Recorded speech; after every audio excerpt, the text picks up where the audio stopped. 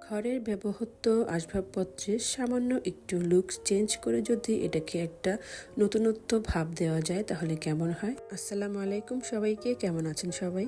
কিছুদিন ধরেই চিন্তা করছিলাম আমার বেডরুমের ওয়ারড্রপটার কিছু একটা চেঞ্জ করে দিলে কেমন হয়, এটার লুকটা একটু ডিফারেন্ট লাগার জন্য। এর জন্য প্রথমে যে কাজটা করতে হবে সেটা হচ্ছে আমি আমার ওয়ারড্রপটাকে একটু ভালো করে সুন্দর করে একটু চকচক করার মতো করে ক্লিন করে নিচ্ছি যতটুকু সম্ভব।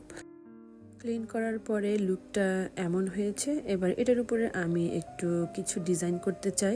ডিজাইন বলতে ওয়ারড্রপটার একটু নতুনত্ব লুক আনতে চাই। তার জন্য আমার এখানে আমার হাতে আছে, এগুলো হচ্ছে অনলাইন পেজ থেকে নেওয়া গোল্ডেন কালারের টাইলস ট্যাপ।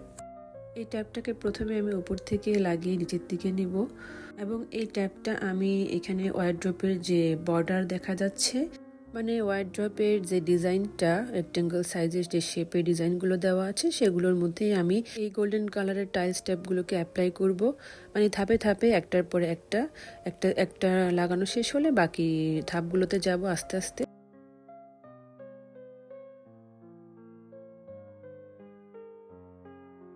ট্যাপটাকে আমি উপর থেকে লাগাতে লাগাতে আস্তে আস্তে নিচের দিকে এরকম ফিনিশিং দিয়ে ট্যাপটাকে লাগিয়ে নিচের বর্ডার পর্যন্ত নিয়ে যাচ্ছি। আর একই রকম ভাবে আমি এই গোল্ডেন ট্যাপটাকে পুরোটা ওয়ারড্রপে লাগিয়ে নিব একই রকম করে।